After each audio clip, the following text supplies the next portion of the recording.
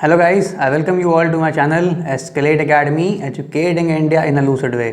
मेरा नाम है अमित वर्मा और अभी तक हम लोग यूपीपीएससी असिस्टेंट इंजीनियर एग्जामिनेशन में जो प्रीवियस ईयर के क्वेश्चंस आए हुए हैं फ्लूइड मैकेनिक्स के वो डिस्कस कर रहे थे। ठीक है, हमने 3 सेट पढ़ लिए थे, अब ये हमारा 4th सेट है।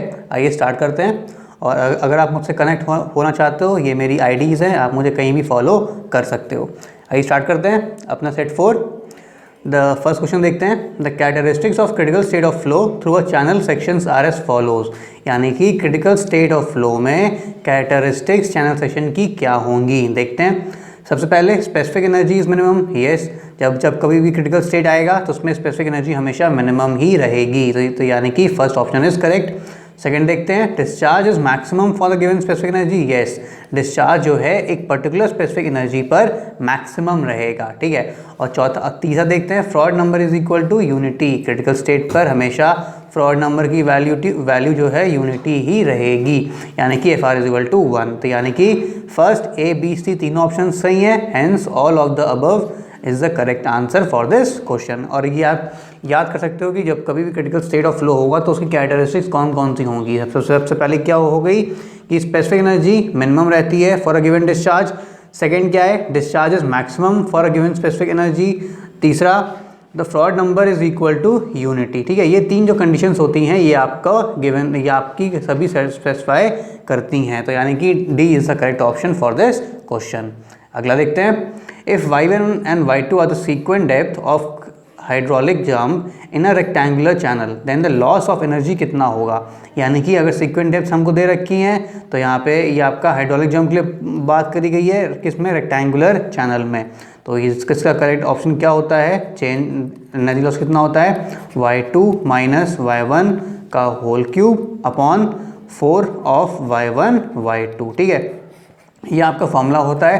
तो इस फॉर्मूले से जो करेक्ट मैच कर रहा है, कौन सा कर रहा है, ए करेक्ट मैच कर रहा है, hence A is the correct answer for this question. अगला देखते हैं। For study rotational flow of a fluid, Bernoulli's equation can not be derived, can be derived for the entire flow field, can be derived for the points lying on the same streamline, या can be derived only if the fluid is incompressible. तो जो study rotational flow के लिए Bernoulli's equation it derive हो सकती है, किस लिए, for the points lying on the same stream line. अगर सेम स्ट्रीम लाइन पर पॉइंट्स लाइन लाई कर रहे हैं तो इसके लिए हमारी बर्नौलीज इक्वेशन डिराइव हो सकती है। तो answer C is the correct for this question. अगला देखते हैं। For laminar flow in pipes the momentum correction factor is. अगर लैमिनार फ्लो है तो उसके लिए मोमेंटम करेक्शन फैक्टर की वैल्यू होती है 1.33। और अगर आपका टर्बुलेंट फ्लो है, फॉर टर्बुलेंट फ्लो, अगर आपका टर्बुलेंट फ्लो है तो ये आपकी वैल्यू रहती है 1.2 के अबाउट। ठीक है, तो ये आप और जो ये मोमेंटम करेक्शन फैक्टर रिप्रेजेंट होता है बीटा से, तो अगर कहीं बीटा वैल्यू दे दी तो आप इसको कंफ्यूज मत करना, ये beta is equal to momentum correction factor. और गाइस, अगर आपको वीडियो अच्छा लग रहा है तो प्लीज़ इसको लाइक शेयर सब्सक्राइब करना मत भूलिएगा, चैनल को ज़रूर सब्सक्राइब करिएगा और इस लेक्चर को ज़रूर लाइक करिएगा। अगला देखते हैं। हाइड्रोलिक ग्रेडियंट लाइन इज, जो अब पहले देख लेते हैं हाइड्रोलिक ग्रेडियंट लाइन क्या होती है। हाइड्रोलिक ग्रेडियंट लाइन हमेशा फ्लो, जब कभी भी पानी फ्लो हो रहा है तो उस फ्लो फील्ड के ऊपर या नीचे दोनों जगह जा सकती है। और एक लाइन होती है हाइड्रोलिक ग्रेड लाइन, एक होती है टोटल एनर्जी लाइन। तो जो हाइड्रोलिक ग्रेडियंट लाइन होती है टोटल एनर्जी लाइन के हमेशा नीचे ही रहती है, यानी कि अगर ये टोटल एनर्जी लाइन है तो ये आपकी हाइड्रोलिक ग्रेडियंट लाइन होगी। दिस इज द HGL और this is total energy line. ठीक है, और ये हमेशा पैरेलल रहती है to the total energy line. और इन दोनों के जो डिफरेंस होता है, इन दोनों के बीच का जो डिफरेंस होता है ये रिप्रेजेंट करता है वेलोसिटी हेड। ठीक है, ये आपका वेलोसिटी हेड रिप्रेजेंट करता है।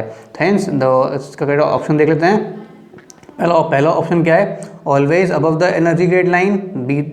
दूसरा ऑप्शन क्या है, velocity head below the energy grade line. तीसरा क्या है, always above the close conduit. और चौथा क्या है, always sloping downward in the direction of flow. तो इसका करेक्ट आंसर क्या होगा, the velocity head below the energy grade line, यानी कि टोटल एनर्जी ग्रेड लाइन से बिलो जो वेलोसिटी हेड होगा यहाँ पर आपका HGL यानी कि हाइड्रोलिक ग्रेडियंट लाइन लाई करेगा। Hence B is the correct option for this question. अगला देखते हैं। Head loss in a turbulent flow in pipe. Head loss कैसे वेरी करता है देख लेते हैं। varies directly as the velocity, varies inversely as the square of the diameter, varies inversely as the square of the velocity, या varies approximately as the square of the velocity। देख लेते हैं। It is proportional to, firstly जो आपका head loss and turbulent flow होता है, it is proportional to v to the power n, और n की जो वैल्यू लाई करती है हेयर, n की वैल्यू लाई करती है 1.5 से 2 के बीच में वैल्यू ये लाई करती है। तो ये गाइस अगर यहाँ पे हम स्क्वायर भी कर सकते हैं, तो यानी कि डी ऑप्शन देख लेते हैं, varies approximately as the square of the velocity. Inversely vary नहीं करता है, ये डायरेक्टली वेरी करता है, इसलिए हमने ऑप्शन डी ही चुना है, क्योंकि यहाँ पे भी इन्वर्सली है, ये भी इन्वर्सली है, तो ये दोनों ऑटोमेटिकली कट गए, बी भी कट गया, सी भी कट गया। अब ए क्या था, varies directly as the velocity, तो डायरेक्टली तो वेलोसिटी वैरी करता है, लेकिन टू द पावर n भी वैरी करता है, और n की वैल्यू 1.5 से 2 के बीच में रहती है। हेंस तो करेक्ट आंसर कौन सा होगा, D, varies approximately as the square of the velocity. Hence D is the correct option for this question. ठीक है, तो और ये डिपेंड करता है, ये दूसरी चीज़ देख सकते हैं, it is proportional, also proportional to density of the fluid, fluid की डेंसिटी पे भी प्रोपोर्शन होता है, and also to the area of surface, area of surface of contact, area of surface of contact पर भी ये डिपेंड करता है।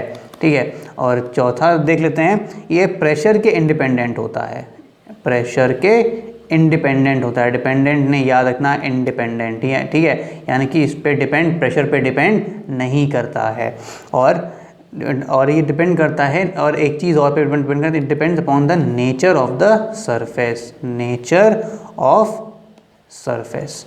ठीक है, नेचर ऑफ सरफेस पे भी डिपेंड करता है कि किस सरफेस के बीच में ये कॉन्टैक्ट में आ रहा है। तो correct answer is D is the correct answer. अगला देखते हैं, for hydrodynamically rough boundary with usual notation.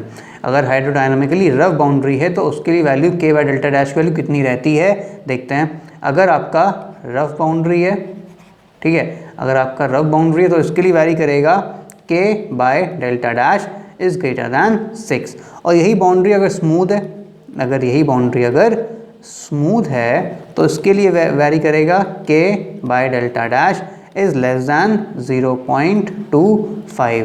के क्या है, surface roughness, K is the surface roughness factor, and delta dash is the thickness of the laminar sublayer. ठीक है, delta है thickness of laminar सबलेयर और के इज द सरफेस रफनेस है। ठीक है, हेंस करेक्ट आंसर क्या है, इसमें से जो रफ बाउंड्री के लिए क्या राय कर रहा है, K A is the correct answer for this question, K by delta dash is greater than 6।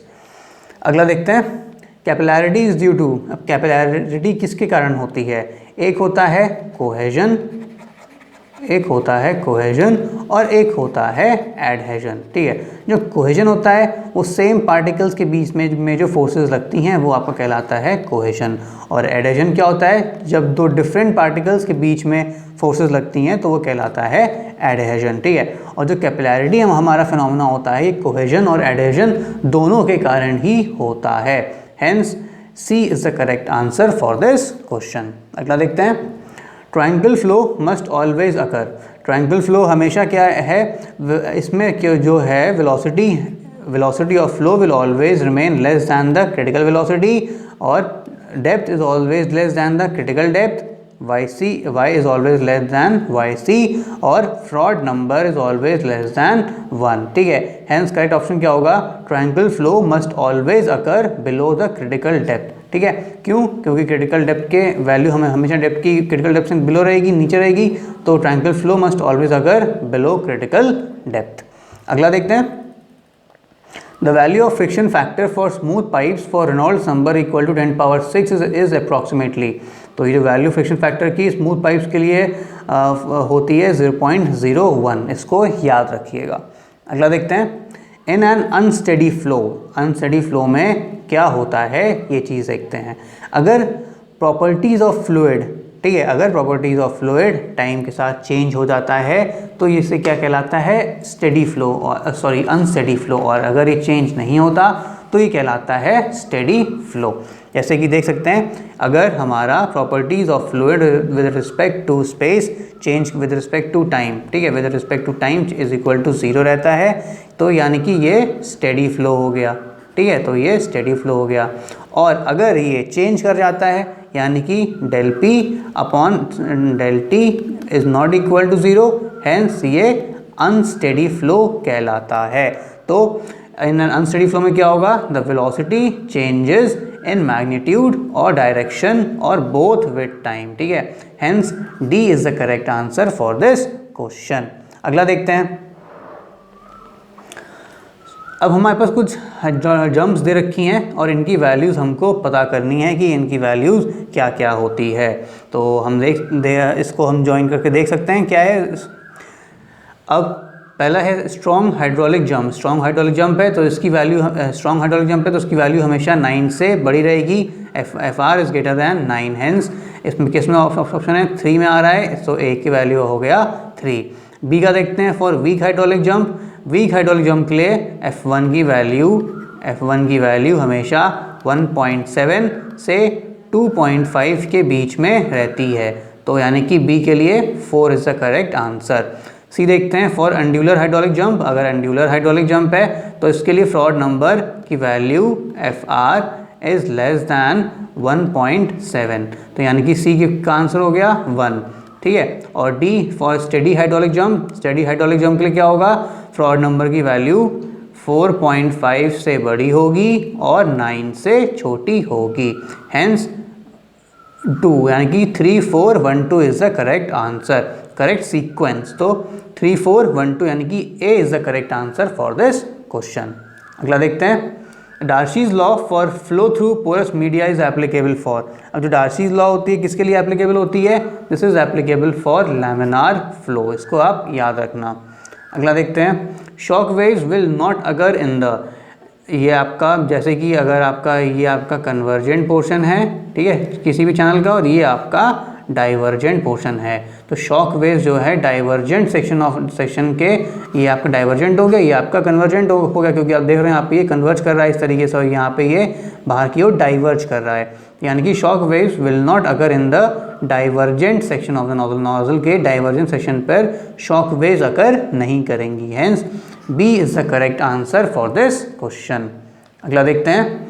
अगर 12 सेंटीमीटर डायमीटर का पाइप दे रखा है और माइनर लॉसेस दे रखे हैं हमको, दे रखा है 5v²/2g, तो equivalent length of a pipe to account for the minor losses for f is equal to 0.04 is, यानी कि हमको वैल्यू दे रखी है। सबसे पहले डायमीटर दे रखा है कितना, 12 सेंटीमीटर का हमको डायमीटर दे रखा है और माइनर लॉसेस जो दे रखे हैं हमको 5v²/2g दे रखा है, ठीक है। और इक्विवेलेंट लेंथ फॉर हमें निकालनी है, फॉर f की वैल्यू हमको दे रखी कितनी 0.04, ठीक है।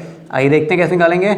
हमें पता है HF कितना होता है, FLV²/2GD, ये हमारा होता है हेड लॉस, ठीक है। हेड लॉस हमको ऑलरेडी दे रखा है 5v²/2g, तो यानी कि 5v²/2g is equal to FLV²/2GD, ठीक है। तो अगर v²/2g v²/2g कट कर दें, क्या बचेगा, FL/D is equal to 5।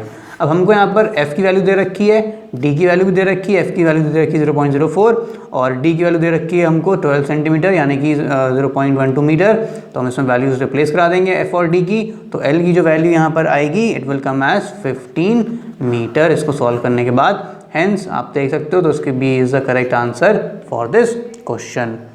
So guys, अगर आपको हमारा लेक्चर अच्छा लगा है तो प्लीज़ इसको लाइक करना मत भूलिएगा और चैनल को ज़रूर सब्सक्राइब करिएगा, अपने फ्रेंड्स के साथ ज़रूर शेयर करिएगा, क्योंकि ये जो हमने क्वेश्चंस करवाए हैं ये आपके सिर्फ UPPSC असिस्टेंट इंजीनियर एग्जामिनेशन के लिए ही नहीं, बल्कि जो आगे आने वाले और भी कोई एग्ज़ाम्स हैं, SSC हो गया और भी JEE लेवल के जो एग्ज़ाम्स हैं और DMRC हो गया, रेलवे हो गया, इन सब के लिए बहुत ही ज़्यादा इंपॉर्टेंट क्वेश्चन है और जितनी भी स्टेट सर्विसेज के एग्जामिनेशंस होते हैं उनके लिए भी।